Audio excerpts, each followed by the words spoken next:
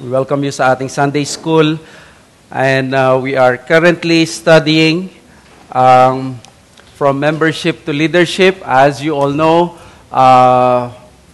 we are planning to have a conversation and at the same time a survey pagdating sa direction ng ating iglesia. We are praying to have additional deacons and additional elders. We are seeking the Lord's will. We are praying yung ganung bagay sa prayer meeting. So if you're a member of SABC, I'm expecting you na maging faithful tayo sa Sunday School. Alam ko, karamihan sa atin ay faithful sa Sunday School, but let us especially put emphasis dito sa ating series because these are very helpful para ma-prepare tayo sa darating na pagsusurvey. By the way, ang survey hindi pa siya nomination, hindi rin siya lalong hindi siya suffrage. So, therefore, ito yung parang panahon na pinupulsuhan natin ang iglesia as we try to seek and pray for additional elder and deacons. So, kung ikaw ay hindi makaka-attend sa mga Sunday School natin na to at you will not be informed of these things and you will find yourself during that time na hindi well-prepared ang conscience mo to pick or to select sa tingin mo kung sino yung possible or potential na pwede maging deacons at elder, I encourage you or discourage you from participating sa ganung bagay. Pwede naman tayo mag-abstain, which I just want to make an emphasis talaga dito na napakahalaga ng ating gagawing boto. This is not just parang survey pagdating sa election sa Pilipinas. This is something na nagpe-pertain sa Church ng Panginoong Jesus. So, I called our series Journey from Membership to Leadership because alam natin sa Reformed Baptist culture at sa system natin, ang ating preference ay ang mga nandito na miyembro na homegrown, ika nga. Naririnig nyo siguro minsan may mga candidating sermons para tanggapin nilang maging pastor yung mga ibang pastor or lalaki na hindi nila gaanong kakilala at recipe yon sa maraming mga problema. Maraming mga patotoo sa mga churches ang naging problematic ang situation dahil kumuha sila ng mga pastors na hindi nila kakilala or kilala ng husto. Marahil may pagkakilala sila but it is not enough, surface level lamang. Kaya sa mga Reformed Baptists, we believe the best option that we have is that to really pray sa ating own congregation that God will raise men, would raise men na qualified for the offices of eldership and the diaconate. Kaya yan ang series natin from membership to leadership. And I entitled yung ating lesson ngayong umaga, Biblical Assessment on Baptist Church Offices. So, sa ating sa Pilipinas, palaging ang issue sa politika ay naglilipat-lipatan man ang mga kandidato, pero nagsawa na tayo because we believe they are not really, hindi naman party system yung ating politics. Pero sa Amerika, totoo yun, yung politics nila is party system, either Republican or Democrat. Sa recent na nangyari sa Amerika na na-indict on all 34 counts ng charges itong si former President Donald Trump. Marami ang nagsasabi na naging napakadelikado na naging judgment ng courts because may suspicion ng election interference. In other words, para sa marami, lalo na sa Republican Party, hindi ugali ng Amerika na kapag may humahabol ang tao, magdidesisyon at gagawa ang paraan ng mga courts para pigilan yung taong iyon. So therefore, ang nakataya dito yung credibility ng mga korte, credibility ng mga judges at hindi gusto ng mga Amerikano yon. Kaya ang kanilang mga akusasyon ay parang naging third world country na ang Amerika pagdating sa kanilang justice system. Alam nyo, mga kapatid, yan din ang isang issue pagdating sa ating iglesia at sa New Testament church polity. Ang issue minsan ay yung credibility. Sino ang may kredibilidad na magdesisyon kung sino ang magiging mga leader ng iglesia? Maraming mga tradisyon ang nagkaroon ng pare-parehong opinyon at paniniwala na ang desisyon ay doon sa mga matatalino, sa mga leader, sa mga pastor, sa mga theologians. Kaya naman sa history ay halos sa mga tradition, they believe na ang pagdedesisyon kung sino ang ia-appoint na magiging leader ng mga churches ay dapat ang mag-a-appoint, ang final court ay ang mga matataas nilang superior at mga nasa office. Dito nag-iba ang mga Baptists. Baptists believe that the final court on matters that are not explicitly decided or presented in Scripture ay galing dapat, our final court ay ang congregation. Kaya naman, we are in a position bilang Baptist Church na hindi natin pwedeng biru-biruin or i-take lightly ang issue ng pag-select ng ating mga leaders. That is why let's have this biblical assessment. Tingnan ninyo sa Philippians 1:1, sabi doon ni Paul, to all the saints in Christ Jesus who are at Philippi with the overseers and deacons. Gusto kong i-emphasize dyan sa New Testament, overseers at deacons ang laging binabanggit. Kung mayroong pang mga ibang mga offices, for sure, dan resident offices, for sure, babanggitin nila dyan.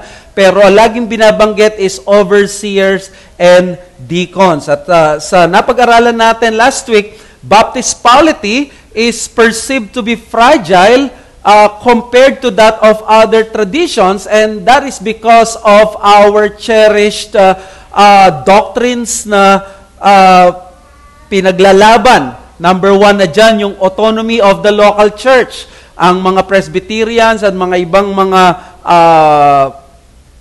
traditions, they do not believe in the autonomy of the local church kasi recipe ito sa pagiging, kung hindi man independentist na pananaw, pwede itong pagmulan ng cultic na culture na magiging rogue yung isang congregation at magiging fertile soil ito ng pambubuli ng mga leaders. Ganun din yung issue ng two offices. Yung mga ibang mga churches at traditions, they believe in an archbishop, they believe in papacy, pero tayo, two offices lang. Napakasimple. Baptist pastor or elders and Baptist deacons. And then we also allow non-ordained men in the pulpit, which tells us, sabi ng mga Presbyterians, ay na-endanger yung sanctity or yung pag-guard natin sa pulpit natin because madali tayong pasukan ng mga untrained men sa ministry. But of course, the 1689 is very outspoken when it comes to that matter, na talagang niyayakap ng mga Reformed Baptists ang katotohanan o ang paniniwalang pwede na mag-preach sa pulpit natin ang mga hindi inordain na maging pastors as long as meron silang degree of qualification in terms of graces and gifts. So, ang magiging issue dito, of course, is paano magiging stable ang isang Baptist church kung ganito pala ang kalagayan niya. Meron tayong autonomy of the local church na nakakatulong, but at the same time, kapag ito ay hindi nabantayan, pwedeng maging extreme, magiging cultic ang mga churches na ito. Kasi autonomous sila, self-law, self-governing. Two offices. Pag nag-away lang ang pastor o deacon, so kaya hindi lang ginawa ng deacon ang kanyang trabaho o ang pastor, sasabog ang iglesia, pwedeng pagmulan ng malaking problema. Non-ordained na mga leaders, kapag marami ang mga tumatayo sa pulpit na hindi na dumadaan sa tamang pag-evaluate, pwedeng maging problematic ang iglesia. Now, ang mga Baptists nag-survive because ang stability or key sa stability is that walang ibang way kundi magkaroon tayo ng biblically qualified eldership and diaconate. So, na marunong at kayang i-lead at i-serve ang congregation. Kaya, mga kapatid, ang aim ko dito as your pastor is this. hindi ko kukunin ang kapangyarihan nating lahat o kapangyarihan ninyo sa pag-vote, pagpipili ng mga susunod na leaders natin. Nasa mga kamay natin, ng mga members ng SABC, ang final decision, ang consent, kung papayag tayo na magkakaroon tayo ng mga additional deacons and additional elders. Hindi pwedeng kunin ng sino man yan, ng mga diakono at ng mga pastor. Pero, habang sinasabi natin yon, may matindi itong warning, reminder, at caution. Hindi natin pwedeng baliwalain or parang hindi seryosohin ang ibinest na power ng Diyos sa iglesia. Hindi tayo pwedeng basta parang, sige, dahil gusto ko ito, kaya kaibigan ko ito, o kaya kahit hindi ko na masyadong alamin kung ano ang paano tumingin ng isang qualified deacon, okay na, kasi mga deacon lang naman yan, hindi naman sila tumatayo sa pulpit. Naku, maling-mali yung ganong pananaw. Kaya maganda yung reminder ni Sam Waldron, the church has no right to appoint any man to an office for which God has not fitted him. In other words, hindi tayo ang tumatawag na maging pastor o diakono. Ang Diyos ang tumatawag. Ang ginagawa lang ng iglesia, kinikilala, nire-recognize natin kung sino yung may calling. So therefore, we should have the capability to measure or to confirm yung calling nung tao. Kaya nga yung word doon, confirmation, ang nagko-confirm yung church. Paano mo mako-confirm na may calling talaga? In other words, kailangan alam mo. Now, bigyan ko muna kayo ng review. Alam nyo ito na 2 residence offices lamang ang mga Baptist. Pero tingnan natin ito in a question form.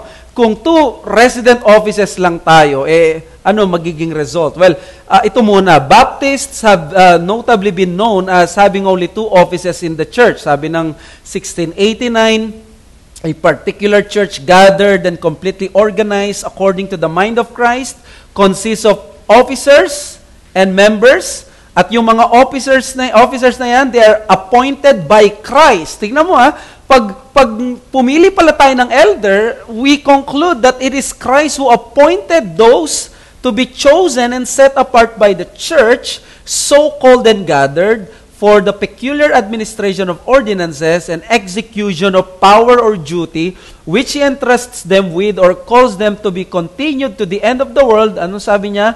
They are bishops and deacons. So this is the position of the Baptist congregations mula nung nagsimula sila. Pero alam nyo, tingnan ko muna yung history. Ang mga Baptist, ang mga pastors at mga deacons, hindi naging maganda rin yung paglalakbay ng opisinang ito as time went on.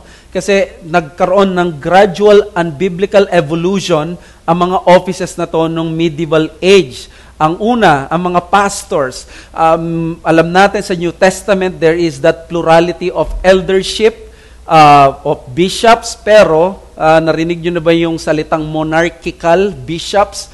Ito ay nagsimula sa medieval age. Ito yung nagsimula yung pananaw na nagkaroon ng primacy ang bishop ng Rome. Monarchical means monarch. In other words, merong hierarchy. May mas mataas, may makapangyarihan na bishop kaysa sa iba. So dati pare-pareho, pantay-pantay sila. Pero dumating ang time, ang Bishop of Rome ang pinaka naging makapangyarihan na bishop hanggang ngayon. So yung tawag doon ay monarchical bishopric. We reject this kasi this is obviously an unbiblical belief. Ang shepherding, naging issue siya ng kingship. Siyempre, parang hari na sila na nag-a-appoint, sila na nasusunod. Even without the consent of the congregation. Siguro sasabihin natin, mga deacons, servant ang mga yan, walang naging monarchical deacons. Wala ngang naging monarchical deacons, pero nagkaroon naman ng mga archdeacons. So, ito pala yung naging problema sa mga deacons, naging archdeacons. Akala ko senior deacons lang yung biro, meron pala talagang archdeacons.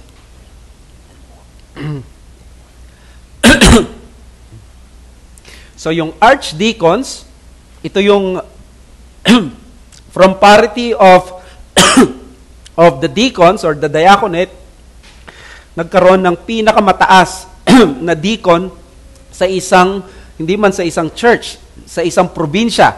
So, ang nangyari, from servanthood, naging lustful for power ang mga deacons. By the time ng medieval age, halos wala ng deacons. Bakit? Kasi nga, dahil sa concept ng archdeacons, ang mga archdeacons, sila'y naging mayaman, powerful, kasi nga, control nila ang lahat ng mga resources ng mga churches at yung pagkakawang gawa. Dumating sa point, hindi na nagkakawang gawa ang mga archdeacons dahil nga sa mga unbiblical practices ng medieval age. Wala kang halos makitang encouraging na mga bagay nung medieval age. Sabi ni Mark Devers sa Baptist Foundations, as the monarchical episcopate developed, so did a kind of monarchical diaconate beneath it. As the role of bishop developed, so did the role of archdeacon. The archdeacon was the chief deacon of a particular place and might be described as a deputy concerned with material matters. It is not surprising that the archdeacon in Rome became particularly important. Sad to say, abuses crept in and deacons, especially archdeacons, became wealthy. An irony in light of the fact that the title of deacon indicated they were to serve others, not their own desires. So, napakalaking irony, no? Ang deacon, ibig sabihin, diakonos, servant, pero sila yung nagkamkam ng kapangyarihan. So, ang biblical argument natin, bakit hindi tayo naniniwala sa 3 offices, kundi 3 resident offices lang? Because we believe sa New Testament, 2 lang ang binanggit. Bigyan ko kayo ng 2 text. Philippians 1:1, binasa na natin kanina, at saka 1 Timothy 3:1-13. Diba? Nakalagay dyan, overseers and deacons. Sabi sa 1 Timothy 3:1-8, the saying is trustworthy, if anyone aspires to the office of overseer, he desires a noble task. Sa verse 8, deacons likewise must be dignified, not double-tongued, not addicted to much wine, not greedy for dishonest gain. So, kung mapapansin nyo sa verse 1, binanggit dito yung overseer. Lahat ng qualification sa 1 Timothy, makikita nyo dyan sa verses 1-7. Pagdating sa verse 8, binanggit ang qualification ng mga deacons. Now, sa pag-aaral ng pastoral epistles, pinapakita dito, ito yung mga offices sa church. Kasi sinabi niya, ang mga babae hindi dapat magturo, maging tahimik sila sa assembly. Pagdating sa mga pananalangin, ilid sila ng lalaki. Ang mga babae, manamit sila ng ganito. So pinapakita, ito yung dapat na maging pamumuhay or yung behavior ng mga certain groups sa church. Sanabi doon, sa qualification o sa mga office bearers, pastors at mga deacons. So, now, having said that, bigyan natin ng karampatang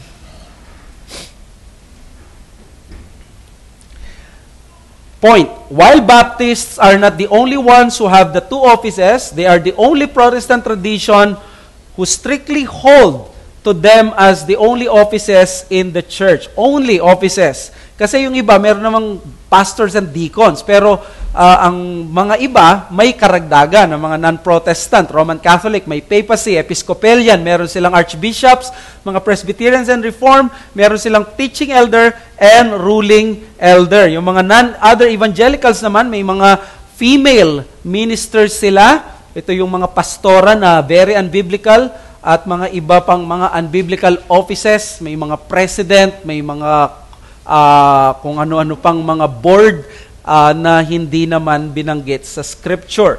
So, now, ano ang gusto kong maging, yung ini-aim ko dito, bakit natin pinag-aaralan, alam naman natin 2 offices lang tayo.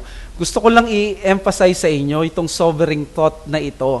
To all Baptist congregations, choosing elders and deacons will always be seismic in the life of the church, for better or for worse. So it will always be seismic. Kung magkakaroon tayo ng qualified deacons and elders, seismic ang dulot niyan, napakaganda, double blessings. But if we will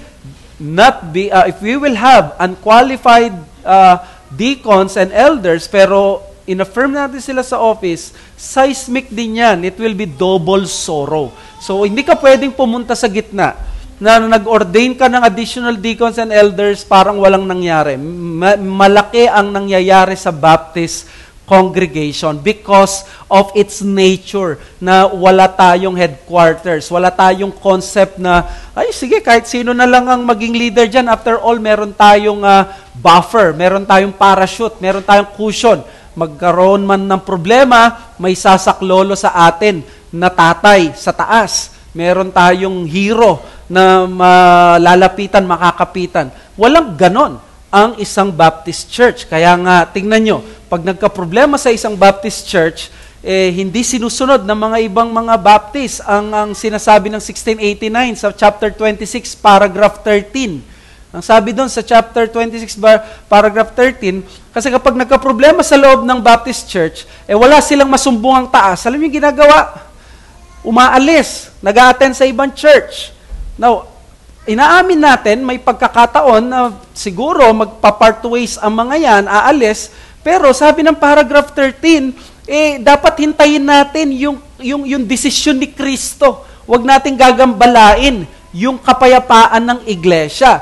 So, in other words, alam natin, medyo magiging magulo sa loob ng iglesia, may konting gulo o gusot, pero dapat magtulungan tayo na hindi tayo kagad bumitaw sa isa't isa. Kasi nga, hintayin natin kung ano yung mangyayari. Now, hindi applicable siguro sa iba yon para sa kanila, kaya ang ginagawa nila is pag nagkaroon ng problema, talagang nagkakaroon ng split ang mga Baptist churches. Pero sa mga problema lang na pwede naman natin na maayos, nagkatampuhan lang, hindi dapat tayo kagad pupunta doon. Now, kung may 2 resident offices lang ang Baptist Church at ang pumipili ay ang congregation, I'll give you implications. So, ang implications na ito is what I think na this is how we assess yung church offices natin. And I hope maging ready tayo sa maituturo natin ngayong umaga, especially if you have in mind right now someone na tingin mo fit na siya to the office of eldership or sa office ng diaconate. Number 1, kung 2 resident offices lang tayo at resident office ang pastor or ng deacon at diaconate at eldership, then these offices, we can call them ordinary. So, anong ibig sabihin ko ng ordinary? I'm using the word ordinary in contrast to the word that is, let's say, mystical, extraordinary, or word na pwede nating isipin na ito ay kakaiba, na galing sa Diyos at mga anghel ang nagsabi sa kanya na pwede na siyang maging deacon at maging elder. Being resident offices, Baptists not only had hold to the simplicity of New Testament church polity, but on its regularity. In other words, ang office ng eldership at diaconate, they are regular offices. Hindi sila mga angelic offices. Hindi sila mga offices that is out of this world. They are offices that can be scrutinized with proper evaluation and observance or observation by the members. Yan yung gusto kong i-emphasize. Because, tingnan nyo, ang offices natin, hindi prophet. Hindi tayo nag-ordain ng prophet. Sino gusto mong may i-ordain ng prophet dito? Some Christians believe na pwedeng magkaroon ng prophet sa panahon natin. But as Baptists, we do not believe on those revelatory office. Ano ba yung revelatory office? These are the offices sa church na nataglay yung mensahe mula sa Diyos na directly nakikipag-usap ang Diyos sa kanila. Kaya ang tawag sa kanila, revelatory office. Para ipakita na talagang tunay sila na apostol, kailangan meron silang revelation message. So yung revelation office, nako-confirm through the revelation message. Ang mga apostles, ang mga prophets, they have direct message from the Lord, which we call revelation message, kaya maniniwala ang mga tao, revelation office sila. Ganyan din, di ba? Hindi sila maniniwala. Paano mapapaniwala kami na apostol ka? O na ikaw ay propeta? Thus saith the Lord. ang mga pastor at deacons ng Baptist Church, they are not foundational offices, they are not revelatory offices, they are regular offices. They are resident offices. They are common offices. They are ordinary offices. So, which means, itong eldership at diaconate, they are the perpetual offices in the church until Christ returns. And the ordinariness and perpetuity of the offices of eldership and the diaconate place them under the rightful jurisdiction of congregational scrutiny. Hindi lang elders or pastoral or bishopric or papal scrutiny. Hindi pwedeng sabihin na, may gusto ako maging elder. Kami na mag-usap. Wala kayong pakialam, as congregation, maniwala na lang kayo sa akin. Under ito ng authority ko. Now, tandaan natin, pareho tayong may isang boto lang. Pastor man or member. We believe mas mabigat yung boto ng pastor dahil pastor siya, but on the other hand, isang boto lamang din siya. So, kung ito ay ordinary at perpetual itong office, resident office, ginagamit ko yung word na resident office para malaman nyo, ito yung mga tao na resident nandito dapat nakikita. Dapat na-observa. They belong to the rightful jurisdiction of congregational scrutiny. Kung ang congregation na nagde-decide, pumipili, nagko-consent na maging deacon at maging elder sila, hindi po pwedeng hindi sila i-scrutinize ng congregation. Ito lang yung ating panlaban. Wala kasi tayong synod. Wala kasi tayong session. Wala kasi tayong presbytery na ipapaubaya natin yung pamimili. Kaya kailangan ng congregational scrutiny. So, may dalawa akong bagay na gustong i-share sa inyo for the rest of the morning. Number one, there should be no mystical and secret process of validating the call of the candidates. Nakarinig na ba kayo ng isang church na nagkaroon ng may pastor, pero dahil tumatanda na yung pastor, o kaya yung pastor naman, yung anak niya, nagiging teenager na, o nagiging parang 20s na, biglang dineclare na lang, pastor na ito, without even asking the permission or even dumadaan sa suffrage ng church. Ito yung tinatawag na mga secret processes na nangyayari at biglang meron na lang basta-basta na leader. Kung resident office ang diaconate, resident office ang pastor o ang eldership, kailangan walang secret process na nangyayari, wala ring mystical na paghingi ng validation. Anong ibig sabihin ng mystical? Ginagamit ko, by the way, sa aking magiging series dito, kaya medyo may mga bago, is for the first time gagamitin ko yung Pastoral Theology volume ni Pastor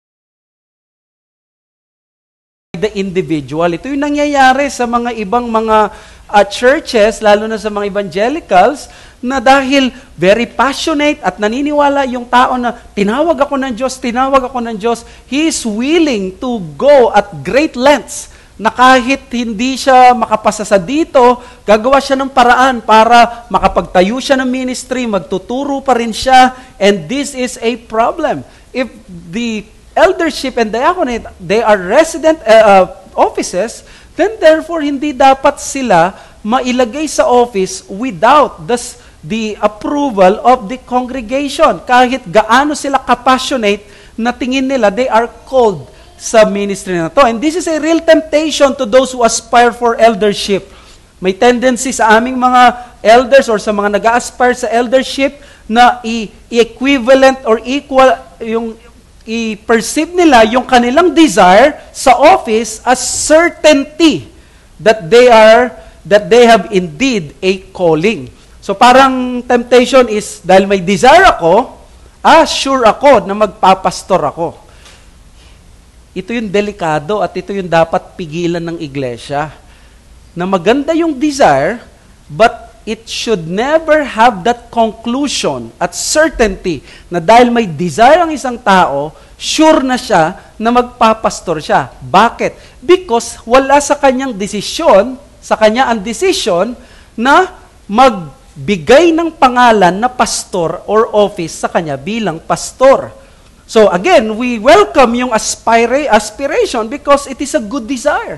We do not despise that. We do not denigrate that. But then again, we have to stop na kapag sinabing may desire ako, paano mo malalaman na ikaw ay tinawag talaga? Kailangan mag-a-align ng mga stars. Mag-a-align yung may calling, may desire ka, may gift ka, may graces, pero may confirmation, may ordination. Ibig sabihin, qualified ka, pero kailangan confirm ka ng iglesia. So, kapag sinabi mo may desire ka, pero hindi ka pa kino-confirm ng iglesia, pwede magkaroon ng presumption. Yun yung masama doon at yung delikado doon. Presumption na hindi pala gusto ng Diyos na magpastor ka. Iba pala yung larangan na kailangan mong gawin. So therefore, it has a lot of ramifications. Diba? That is the reason why ang ating mga pinapanalangin na maging future elders probably o kaya naman yung mga nag-a-aspire for eldership, we want to make them busy sa kanilang mga buhay hanggat hindi sila nagiging mga pastor. We should welcome any member aspiring for the office, but with the clear understanding that the more reliable scrutiny belongs to the elder and congregation than the man aspiring for the office. So, again, we appreciate yung aspiration, but ang more reliable scrutiny is the congregation. Bakit? Kasi pwede tayo, no, kapag magiging subjective ka sa akin, may gift ako, meron akong ganito, qualified ako. It doesn't necessarily mean sinful or masama yun, but again, bibigay natin yung desisyon sa congregation. And I think it's very clear dito sa iglesia natin. And zealous desire for the office is not a safe guarantee for pastoral calling, and so with any member who currently does not have a desire for the office. So ito, protektahan natin yung balance, ibabalansehin natin ito. May isang tao, let's say, zealous siya na gusto niya maging pastor, maging preacher, or maging elder. Guarantee na ba yan na tinatawag talaga siya maging pastor? Hindi. On the other hand then, hindi rin guarantee na porke yung isang member ngayon, wala siyang panawagan na nararamdaman or nakikita, wala siyang desire ngayon magpastor, hindi rin siya pwede mag-conclude na hindi siya tatawagin later on. Pwede na tatawagin siya sa mga darating na panahon. So, alisin natin dito yung supremacy ng personal at subjective aspiration. So, pwede pala dito sa ating kalagitnaan, wala kayong desire ngayon na magpastor, pero ito'y lagi ko sinasabi sa mga men, ang gawin mo lang ganito, every day ng buhay mo, magtrabaho ka, put food on the table sa iyong pamilya, maging mabuti kang asawa, umuwi ka sa oras, maging mabuti kang anak, tatay sa iyong mga anak, maging mabuti kang employee, maging faithful at exemplary member ka ng iglesia. Try to repeat that for 5 years, 10 years. At kapag ginawa mo yon, after 10 years or 5 years, alam mo ba na napakalaki ng magiging pagbabago sa'yo? Probably isa ka sa pwedeng maging elder ng iglesia kung may gift ka sa preaching at sa shepherding. Kung may puso ka sa mga tao. Pwede ka maging deacon because that is the qualification. Yung faithfulness ng everyday na buhay. Kaya hindi natin pwedeng i-judge na, ito, walang calling to kasi hindi naman siya nag-a-aspire ngayon. Malay natin after 5 years. Malay natin after 10 years na kung saan biglang i-develop ng Diyos, unti-unti yung desire na yon. So, kaya wag tayong magkaroon ng parang excitement kagad na conclusion, ito yung may tinatawag siyang maging pastor o ito magiging pastor. As a pastor, nakikita ko minsan yung mga bata na may desire mag-aral and then makikita mo kahit na sabihin mong wala sila sa eldership, pero probably sa mga darating na panahon, the Lord would move into the hearts of these men na pwede sila maging deacons or maging additional elder. So, I hope malinaw yon. Inaalis ko dito yung supremacy ng subjective desire. And then, of course, balansehin din naman natin. Baka sabihin nyo, may desire ka. Sabi ni Pastor, no, under normal circumstances naman, aspiration should point to a genuine calling. Tama? Kung may aspiration, most likely may calling yan. Ang sinasabi lang natin, hindi lahat may calling dahil merong aspiration. But it is possible for an aspirant to really not have a calling, and those who have no present aspiration today, now, may receive God's calling in the future. And I think, madaling unawain ito para sa atin. At meron, nung nag-aaral ako noon sa unang seminary, nawala yung isang pastor, nag-resign, or basta nawala ng pastor yung isang church, ang Baptist church. Alam nyo, hindi na sila kumuha ng pastor sa labas. Ang ginawa nila, nagtiis sila na wala silang pastor. Alam nyo, for how many years? For 3 or 4 years? Dahil yung member nila na napaka-faithful at godly at burden sa ministry, pinag-aral nila sa Bible school at nakilala ko siya, and then later on, siya yung naging pastor nila. He was a professional by, basta may professional siya, nagtatrabaho sa labas, then pinag-aral siya ng iglesia nila, at later on, na-ordain siya as elder. Hindi ito Reformed Baptist, pero tama yung proseso nila. At hanggang ngayon, elder siya doon sa church na yon. In other words, nung una, walang calling, nagtatrabaho siya. Ito yung isang na-bless ako doon sa nasa Singapore kami. Nilinaw ni Sam Renihan na hindi porke na yung tao desirous siyang magpastor, extreme case minsan yon na iano natin na magiging pastor siya. Kasi parang sinasabi mo, yung mga walang desire ngayon, hindi sila magiging pastor. No, probably later on, magkaroon ng need. And then biglang ang Diyos, kikilos siya. At biglang bibigyan siya ng kakaibang mga bagay na yan. So, mga men, do not close any door sa inyo. Ang dapat nyong gawin is always magtrabaho kayo, maging mabuting asawa kayo, maging mabuting magulang kayo, maging mabuting church member kayo, exemplary, gawin nyo yan repeatedly after many years, and makikita nyo maraming mga bagay na pwedeng i-open ng Diyos sa inyong mga buhay.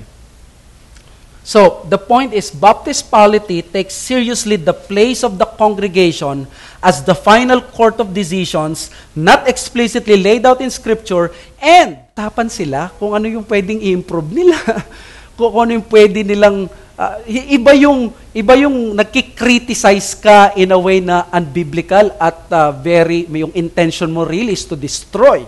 Diba? O kaya naman, wala sa oras, wala sa panahon. We're talking about some potential deacons and potential elder na kailangan ng ganitong conversation. Nasa season tayo ng ganito, pag natakot tayo na pumunta doon, sayang yung opportunity na mag-grow.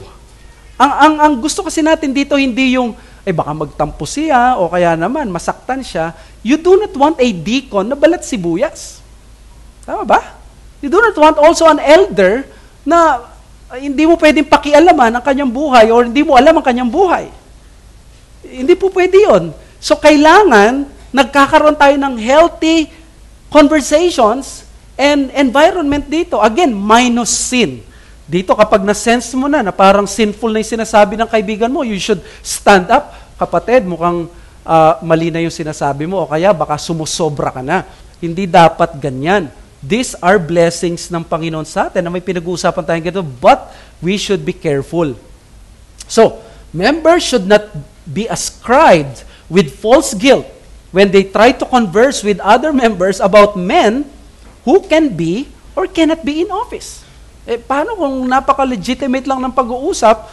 Do you think, ito yung tingin ko, what can you say? Ano pa yung bagay na na-appreciate ko sa taong ito, di ba?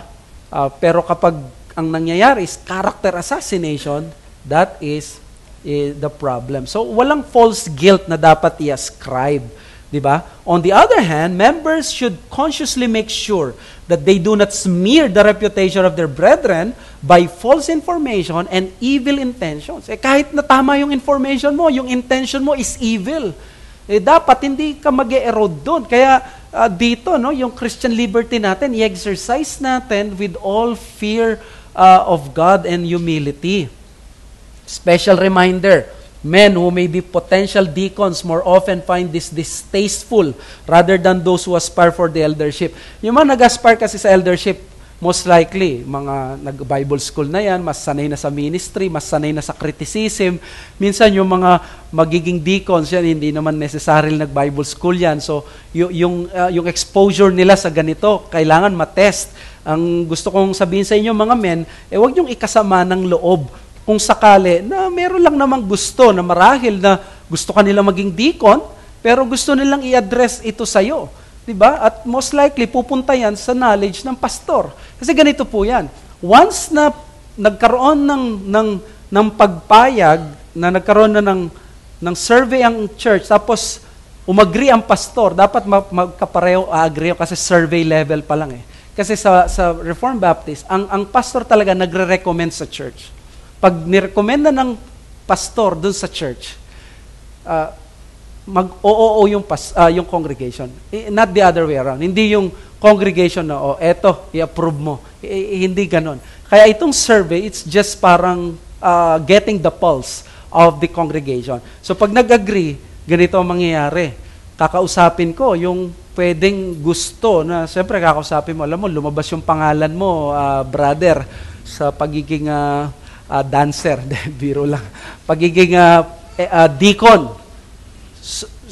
umangatan name mo. Ako naman, to be honest, parang convince ako. Meron kang ganitong qualities na tingin ko pwede ka maging deacon.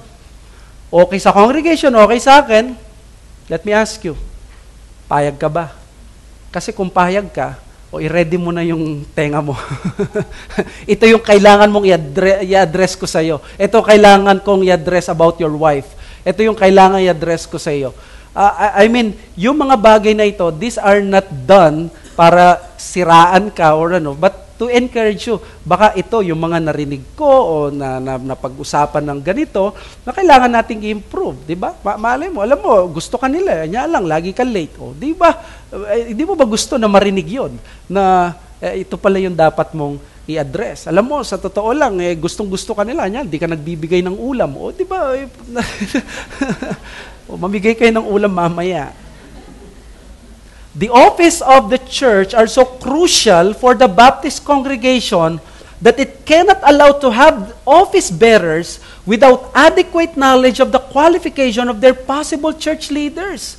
Mga kapatid, magiging possible church leaders natin ito. Anong gagawin natin? Dapat, natin, di ba? Dapat adequate ang knowledge natin. Kaya dapat, tanungin natin sila pagdating sa kanilang buhay. Huwag yung hayaan, sila lang ang nagtatanong sa iyo kung halimbawa gusto nilang maging elder. O kaya yung mga deacons, nakakausap nyo, sila lang ang nagsasalita.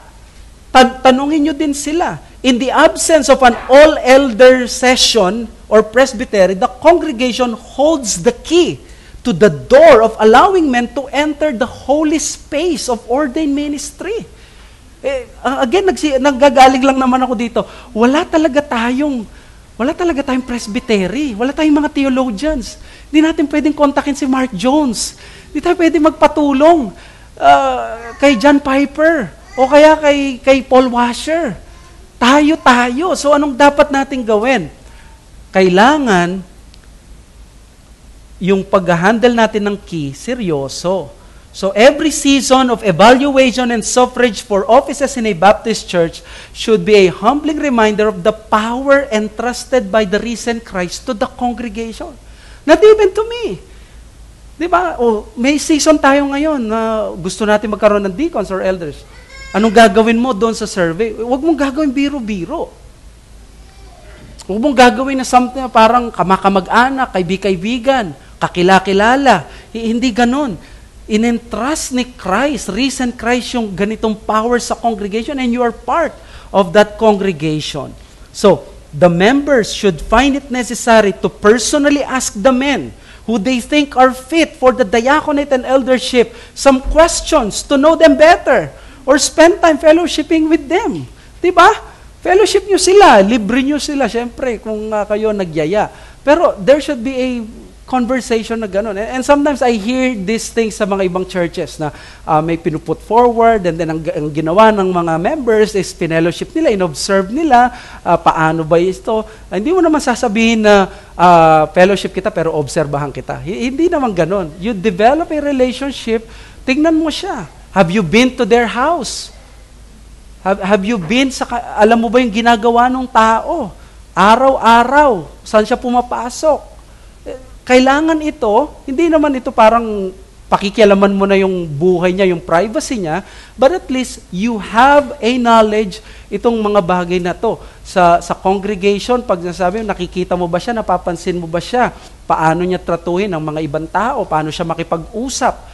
O sa mga deacons, lagi kong sinasabi, simple lang ito, pwedeng applicable most of the time, may mga exemption pero rare.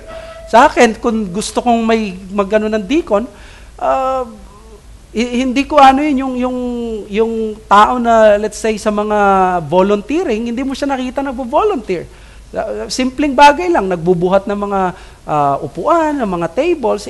Again, may mga rare cases na hindi applicable ito. Pero under normal circumstances, ito yung trabaho ng deacons at servant, di ba? So I hope na naintindihan natin itong mga bagay na ito. Fellowship nyo rin yung kanilang mga wives. Tanungin nyo sila kung nakikita nyo na gusto mo siyang maging deacon o maging elder. The aim for all this is simple but crucial in a Baptist church. No member should write a name and give his consent to a person he does not fully know or without adequate knowledge if the potential deacon or elder is biblically qualified. Okay? So, yan lang naman ang pinanggahuhugutan ko. Kailangan knowledgeable ka, kailangan enough, adequate yung knowledge mo, kaya nga resident office, ordinary office. Okay? So, yung pangalawa, we have to move doon sa June 23, doon naman yung positive thing. Kung i-scrutinize natin, i-remind ko kayo na ang mga deacons natin at mga potential deacons at potential elders, the mere fact na nagkakaroon tayo ng ganito, positive yun sa kanila. Ibig sabihin, may nabibless sa kanila at dapat ipag-pray natin sila. Huwag natin silang i-discourage, huwag natin silang siraan, i-handle natin ito ng tama. So, sa susunod na yon para mas marami tayong masabi, para naman balanse.